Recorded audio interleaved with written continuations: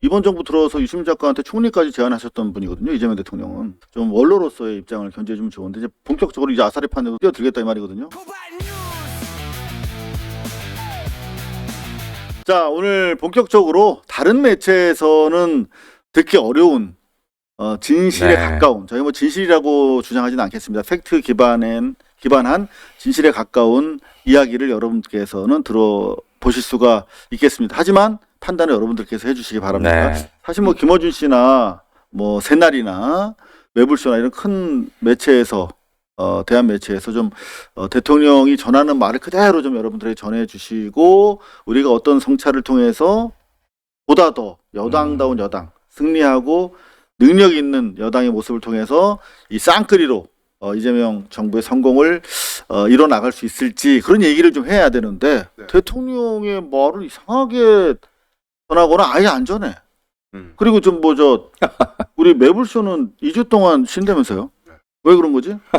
대통령의 말을 해석을 제대로 하자니 부담스럽겠죠. 아, 그런 건 아닌 것 같고 제가 대충 들었는데 인력 유출이 좀 있다고. 네, 그 패널들이 우리 최진봉 박사님을 비롯해서 이렇게 난 좀 불편하다 이제 매불쇼의 어떤 입장이라든가 언론으로서의 정체성이 좀 불편하다 해서 좀 빠지시는 분들이 좀 있었나 봐요. 그렇구나. 뭐 스텝들.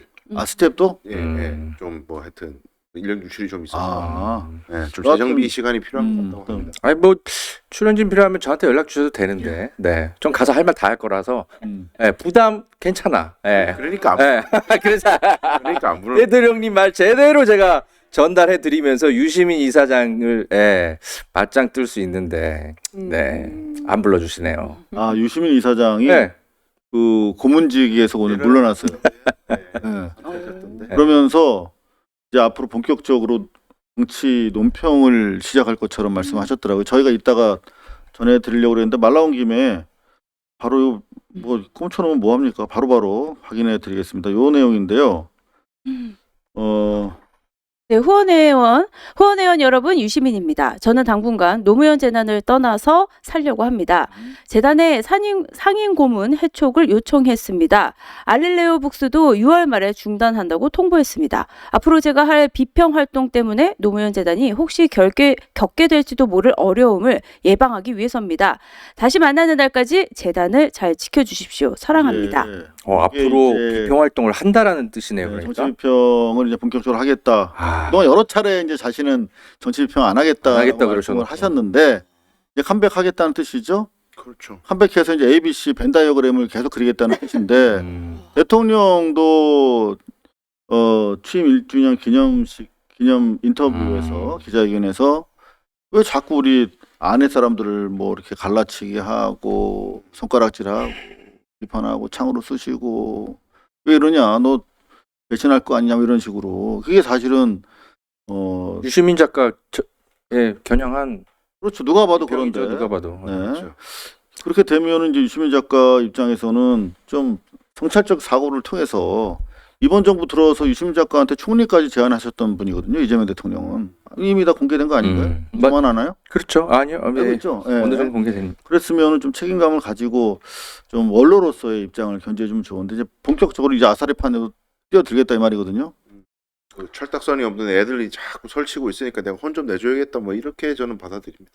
이렇게 되면은 안 됩니다. 이렇게 되면 안 되는데. 이재명 정부를 대놓고 흔들 수도 있겠군요. 더구나 이제 유시민 작가 이렇게 되면은 이번 전대 8월 17일 전대에서 자기 역할을 하겠다. 분명이라고 보는 것 같아요. 상당히 이번 전대 좀 시끄러울 것 같고 결국 그게 이제 민주당의 사실 화합.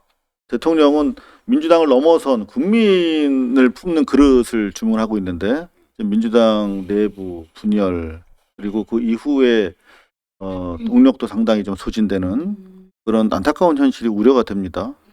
자, 본격적으로 저희가 하나하나 팩트를 가지고 여러분들께 상황 보고를 좀 드리겠습니다. 일단 여론조사가 오늘 나왔는데요. 리얼미터입니다. 이재명 대통령 국정수행 평가 2026년 6월 2주차 주간 집계. 자, 65.5까지 치솟았던 리얼미터입니다. 이게 이제 에너지 경제 의뢰를 받아서 리얼미터가 수행한 것인데 아시다시피 리얼미터는 여론조사 꽃과는 달리 하우스 이펙트가 없어요. 그러니까 특별히 뭐 이쪽이든 저쪽이든 과포집되는 그런 여론조사 기관은 아닙니다. 갤럽과 거의 유사하게 중간 정도에 위치돼 있는 브랜드 이미지를 가지고 있어요. 그래서 이 추세는 어느 정도 의미가 있다 이렇게 보여지죠. 이거 어떻게 읽어야 될까요, 이걸? 51.5%까지 떨어졌는데. 뭐 여러 가지 원인이 복합적인데 첫 번째는 그 선거 결과가 대단히 좋지가 않았기 때문에 실망한 진보 성향의 시민들이 여론조사에 응답을 안 하는 짜증나서 그런 원인이 이재명 있는 거죠. 대통령을 지지하는 분들이 응답하지 않은 거야. 그렇죠. 네. 그 상대적으로 염증이 날 거 아니겠어요, 현 상황이. 그래서 그런 부분도 있고요. 두 번째는 이제 여기 여론조사에서 이제 공식적으로 나오는 이유는 첫 번째 원인, 부정평가의 첫 번째 원인이 선관위 문제입니다. 그러니까 이 참정권 침해 문제가 대통령이 실제로 개입하거나 간섭할 수 없는 문제인데도 불구하고 그렇죠. 그러니까 대통령이면 다 할 수 있다고 생각하는 분들이 꽤 계시는 것 같아요. 이 선관위가 헌법상 독립된 지위를 가지고 있고 대통령이 선거 관리에 이래라 저래라 할 수가 없는데 그러려고 독립된 기구로서의 역할, 그러니까 부정선거를 막으려고 그러는 겁니다. 대통령이 개입해서 선거에 대해서 부정하게 하지 못하도록 하기 위해서. 근데 그거보다도 이장 어쨌든 시끄럽고 지금 참정권 침해 문제에 대해서 적극적으로 대처를 못하는 것 같고 뭐 재선거를 해야 된다고 주장하시는 분이든 아니면 뭐 선관위 해체를 주장하시는 분이든 뭐든 간에 하여튼 난 구체적인 건 모르겠고 화끈하게 좀 뭔가 필요한 것 같은데 뜨뜻미지근해 보인다. 이런 분들이 이 제일 높더라고요. 부정평가 이유 첫 번째. 근데 이제 제가 요거에 대해서 코멘트하고 싶은 건 이걸 좀 거꾸로 해석하는 분들이 있어요. 어떻게요? 오히려 이게 아니고 이재명 대통령께서 그러니까 뭐랄까 중도 우파 쪽, 중도 보수 이쪽으로 우클릭을 한 결과가 실망으로 드러나고 있다. 그건 아닌 것 계속 같은데. 보수 인사를 기용을 그런 노력하거나 얘기를 해요? 이런 것들이 이때까지 참았는데 어? 선거에서 지고 나서는 그 불만이 분출되고 있다라고 아. 해석하시는 분들이 그런데 있더라고요. 실제로 이제 여론 주도하는 매체들, 그러니까 뉴스공장 같은 곳에서 하는 논리가 그거거든요. 그러니까 합당을 못해서 졌다 이런 취지거든요. 그렇죠. 그리고 전통적인 지지층에 구애하기보다는 이재명에 구애하는 모습이 실망감을 좀 이제 그 소위 말하는 코어 지지층의 실망감을 줬고 그분들이 적극적으로 여론조사에 응하지 않은 것으로 보는 게 이제 뉴스공장 등의 사실 네. 시선이거든요. 근데 그렇게 보시는 분들이 사실 많이 계시긴 해요. 하지만 이제 우리 입장에서는 이걸 좀 더 이재명의 시각으로 보려고 하는 그런 시선을 팩트에 기반해서 여러분들한테 전해드리고 있습니다. 왜냐하면 어느 쪽이든 사실은 100% 입증 가능한 팩트로 이야기하기 어려운 부분이란 말이에요. 이 여론의 네. 흐름을 읽는다는 것은. 그래서 저희는 조금 다른 결로 청와대 취재를 기반으로 한 청와대의 시선 여러분들 함께 좀 공유해 드리기 위해서 좀 취재를 많이 했습니다. 자, 어찌됐든 간에 지금 대선 지선 이후에 신이 안 나요. 이기고도 진 것 같고 대통령은 이길 곳을 졌기 때문에 성공이라고 볼 수 없다. 네. 그럼 우리는 그 실패 아니냐 이런 생각을 하게 되는데 그렇죠. 또 뉴스공장과 최민희, 정청래 등 소위 말하면 당권파는 이거는 성공인데 왜 실패라고 하느냐 뭐 이렇게 지금 대립하고 있는 양상입니다. 그러니까 어느 쪽이 전적으로 맞고 어느 쪽이 전적으로 틀리다라는 입장은 저희는 개진하지 않겠습니다. 다만 지금 대통령은 어떻게 생각하고 있는지 함께 한번 생각해 보자는 겁니다. 자, 여론조사 그렇게 보셨고요. 근데 저는 좀 근본적으로 이 리얼미터의 여론조사가 진리가 아니기 때문에 이렇게 나왔을 때는 도대체 뭐가 반영이 됐는가 이제 우리가 분석을 해봐야 되지 않겠습니까? 근데 동시에 대통령의 지지율이 떨어지면서 같은 여론조사입니다. 네. 에너지 경제는 실제 이제 여론조사 의뢰한 업체에서 언론에서는 이렇게 제목을 뽑았어요. 네, 이재명 대통령 지지율 51.5%, 4주 연속 하락. 그리고 국힘 44.3% 대 민주 38% 역전. 저는 요걸 보면 아까 얘기했던 대로 민주당 지지자, 이재명 지지자들이 응답하지 않은 거라고 봅니다. 그러니까 국힘이 무려 지금 보시면은 6.3%포인트 더 많이 나왔잖아요. 그러니까 이게 튄 겁니다. 그러니까 이 실제로 비슷한 포지션에 있는 갤럽의 비슷한 시기의 여론조사 보시면 이재명 대통령 지지율 57%. 네, 이재명 대통령의 지지율이 하락한 건 사실입니다. 50%대로. 하지만 민주 41%, 국힘 29%. 여기는 내란당보다 민주당이 12%포인트 더 나왔어요. 그러니까 실제로 요게 이제 대체로 우리가 그럴 것이다라고 보는 기본적인 여론인 것 같고 지금 리얼미터와 에너지경제가 한 것을 보면은 국힘당이 저 갤럽보다 한 20% 정도, 20%포인트 정도 더 과포집된 상태에서 나온 결과다. 이게 보여집니다. 리얼미터는 가만 보니까 조사 방법이 ARS죠. ARS, 그러니까 전화 그냥 자동응답 네. 그런 조사고 아마 그 갤럽은 아마 그 합칠 겁니다. 아마 전화 면접 조사랑 아마 합쳐져 있을 건데, 근데 이제 RDD 그 ARS 전화 그 여론조사하면 그거는 적극적인 고관여층들이 조금 과표집되거든요, 항상. 예, 그리고 아까 응답률도 보니까 4% 5%밖에 안 되던데, 그래서 아까 이제 우리 강 변호사님이 얘기하신 것처럼 약간 좀 기분이 좋아진 국힘당 지지자들이 좀 더 열심히 전화 여론조사에 응했을 가능성이 있고 민주진영 지지층은 조금 속상해서 조사를 좀 회피했을 가능성이 있는 수치가 반영된 것 같다. 허재영 기자 분석이 맞는 것 같습니다. 실제로 갤럽 같은 경우에 전화 조사원 인터뷰 방식, 소위 말하면 이제 전화 면접 네. 방식 응답률이 11%가 넘어요. 그러니까 여기 좀 더 차분하게 제대로 진행이 됐을 가능성이 높다. 네. 국민의힘 쪽도 상대적으로 그 이제 한동훈 의원이 지금 당선이 되고 유이동 의원이 당선이 되고 뭐 등등등 이제 전체적인 흐름 서울시장이 당선이 되고 이런 네. 것들이 국민의힘이 달라질 수도 있겠다. 변화의 조짐이 생겼다. 희망이 보인다라는 것도 있어요. 그렇죠. 정치 의식이 완전히 고양돼 네, 있는 네. 거죠. 고양돼 있어요, 그렇죠. 분위기가. 근데 장동혁은 이거 완전히 거꾸로 음. 지지율 봐봐. 내가 당 대표인데도 올라가잖아. 왜 자꾸 나보고 물러나려 그러는 거야?라고 코멘트를 하더라고요. 오히려 참 우리 입장에서 봤을 때는 다행스럽다. 네. 약간 뭐 전환길 같은 경우도 오히려 오늘은 네. 장동혁이 잘하고 있다. 음. 지난번까지만 해도 비판하더니 잘하고 있다. 네, 이런 환상을 전반적으로 공유하면서 네. 우리가 잠시 우려했던 한동훈 중심으로 한 보수 개혁 네. 이 이제 동력이 상당히 상실되는 그런 계기를 마련해주고 있는 거죠. 그렇죠. 근데 아주 흥미로운 현상은요. 그 지금 양당 지지자들이 이 선거를 둘 다 패배라고 규정해요. 다 졌다고 생각해. 그랬더니 장동혁이 뭐라 그랬습니까? 다 지는 게 어딨어? 한 놈은 이기는 거, 한 놈은 지는 거지. 가위바위보로 승패 결정할까? 뭐 이런 메시지를 올리던데 그러면서 덧붙이는 얘기가 정신 패배라는 단어를 썼어요. 자기네들 의원들 우리 뭐 반성해야 된다 이런 얘기. 정신 승리의 반대말. 정신 패배래요. 그거는 실제로는 이겼는데 졌는 척 한다는 거 아닙니까? 정신 패배라는 게. 그러니까 지금 공교롭게도 정청래 대표와 장동혁 대표가 둘 다 선거가 이겼다고 규정합니다. 맞아요. 근데 자기 진영에서는 다 졌다고 생각하고 각성과 자성이 필요하다고 요구를 하고 있거든요. 근데 두 대표 다 희한하게 승리를 규정하고 있고 그 근저에 둘 다 뉴미디어가 있어요. 자기 배경에 그러네. 오승국 TV와 김호준이 있어요. 그러니까 이만큼 이게 참 사람의 이 뭐라 그럴까 반성이나 이런 것들을 못하게 만드는 효과가 있는 것 같습니다. 맞습니다. 실제로 엄밀하게 본다면 네. 국민들은 그러면 어느 쪽이 이겼다라고 보는가? 그 뭐 지난주에 여론조사가 많이 나왔습니다만 대체로 여러 여론조사 뉴스토마토 등을 취합해 봤을 때는 6.3 지선의 진정한 승자는 내란당으로 보는 국민이 많아요.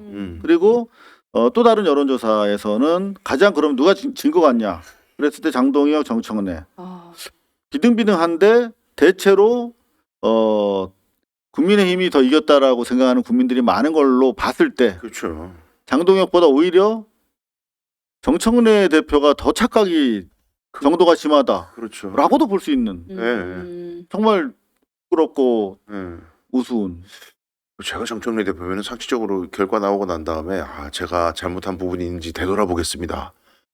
이 국민들의 이 심판의 뜻을 겸허히 수용하고 되돌아보겠습니다. 뭐 이렇게 가면 좋았는데 위대한 승리인데 아쉽지만 서울 아니야 아쉽다고도 안 했어. 아쉽다고 했으면 제가 좀 봐주려고 그랬는데 아프다고 했죠. 아프다고. 서울시장을 빼앗긴 건 아프다고 그랬어. 네. 그건 개인이 아프다고 느낀 거야. 그러니까 국민들 상대로 또 지지자들 상대로 사과하는 멘트는 아닌 거예요. 그렇죠. 내가 아픈 거지. 여러분들 아픔에 대해서 내 책임을 통감하고 미안하다라고 했어야 그렇죠. 되는 거. 근데 다만 우리 이재명 대통령은 했단 말이야. 내 정치적인 주권 감수성도 내가 떨어졌나 생각하게 되고, 그리고 전반적으로 이 선관위에 대해서 아까도 말씀하셨지만 선관위는 자기 뭐 대통령이 할 수 있는 게 없음에도 불구하고 결국 대한민국에서 일어나는 모든 네. 국민적 분노는 내 책임이다 라면서 자기 책임을 다 받아들이는 입장을 취했거든요. 너무나 비교되고 대조적이었다 하는 거 우리가 좀 볼 수가 있었습니다. 그렇죠. 저도 그 아프다라는 얘기를 들었을 때 내가 써야 될 표현을 훔쳐간 느낌이었어요. 네, 아픈 건 내가 아파요. 국민이 아픈 건데 그러면은 그 선대위원장으로서는 그 국민이 아파하는 것에 있어서 어떤 책임을 느끼고 앞으로 뭘 하겠다라든지 그런 어떤 것들을 얘기를 해야 되는데 아프다는 표현을 국민이 써야 될 표현을 그 사람을 가로채 가버리니까 내가 그 다음에 할 얘기가 뭐가 돼야 되지? 이렇게 돼버리는 거예요. 그래서 저는 본인이 선대위원장이지 무슨 뭐 어디 종편에 무슨 뉴스 프로그램 무슨 논평가도 아니고 아프다는 표현을 본인이 왜 하는지 저는 그런 것들에 그런 것들조차도 정청래 대표는 확실히 어떤 리더감이 아니다. 네, 근데 정확하게 강해. 보면 우리가 아프다라고 이야기할 발언의 기회를 빼앗긴 걸 넘어서 네. 그 자신의 위치를 망각한 거예요. 그렇죠. 아프다 그러면 우리 국민들이 많이 아파? 위로해야 하는 입장이 돼버리는 거야 우리는. 그게 아니잖아. 그러네. 여러분들 많이 마음이 아프시죠? 죄송합니다 라면서 위로를 해야 될 사람이. 제가 옛날에 우연히 어떤 그 모임 자리에서 양정철 씨를 보셨어요? 옆에서 만난 적이 있어요. 그래서 안녕하십니까 인사하고, 그때 문재인 정부에서 크게 우리가 선거 한번 진 적이 있어요. 정확하게 제가 생각은 안 나는데 어느 선거인지. 그래서 너무나 진짜 속상하다. 이 선거를 져서. 그랬더니 빙글빙글 웃으면서 오히려 별거 아닌데 그렇게 나보고 과잉 대응한다는 식으로 얘기를 하더라고. 그래서 기분이 되게 나빴어요. 오히려 선거 제대로 우리 못해서 미안하다라고 해야 되는 상황인데 그렇죠. 오히려 그냥 나 이상한 사람 만들더라고. 그러니까 똑같은 느낌을 정청래 대표의 아프다 발언 이후에 계속 느끼고 있어요. 계속 네. 여전히 자신들은 이겼는데 왜 패배 프레임 가지고 공격하느냐, 왜 책임을 씌우려고 하느냐 라고 하더니 이제 오늘부터는 조승래 사무총장이 네. 다른 정부의 책임을 묻기 그렇죠. 시작하더라고요. 또 이제 김어준 씨도 파리 갔다 와가지고 분위기 파악이 아직도 안 됐는지 아니면 거기서 무슨 교육을 받고 왔는지 정부 책임론을 제기하면서 심지어 콕 집어가지고 뭐 송영길 어떤 식으로 징계해야 되는 거 아닌가 그런 톤으로 방송을 하는 거 보면서 야 이거 진짜 큰일 났다. 이거 나라가 잘못하면은 반쪽으로 쪼개지겠구나 하는 그 우려가 들 정도였습니다. 그 백서를 뭐 제작한다고 하는데 그러면서 심지어는 전당대회 전에 발간하는 것이 원래는 뜻이었던 것처럼 뭐 그런 발언도 하고 뭐 어떤 사람의 말 코멘트가 선거에 어떤 영향을 미쳤는지를 종합적으로 평가하겠다. 뭐 그냥 듣기에는 그럴듯해 보일 수도 있어요. 민주당의 백서 아닙니까? 그렇죠. 그런데 자신들에 대한 어떤 성찰적인 기록을 담으라는 그렇죠. 거 아닙니까? 근데 정부 인사의 말이 영향을 미쳤다는데 이렇게 얘기했을 때 정부 인사에 대통령이 포함되는가? 일단 이게 처음 제가 궁금했고요. 포함하고 싶겠죠. 네, 그런데 그럴 깡은 없어 보이고 결국 정부 인사는 김민석 총리구나. 이렇게밖에 해석이 안 되는 거예요. 그럼 김민석 견제, 말씀하신 대로 송영길 의원 견제, 이게 이 민주당 지도부가 지방선거보다도 역시 그 대통령이 정확하게 지적하셨잖아요. 제사가 아니고 제밥에 관심이 있다고 한 그 진단이 정확하구나. 다시 한번 좀 느꼈습니다.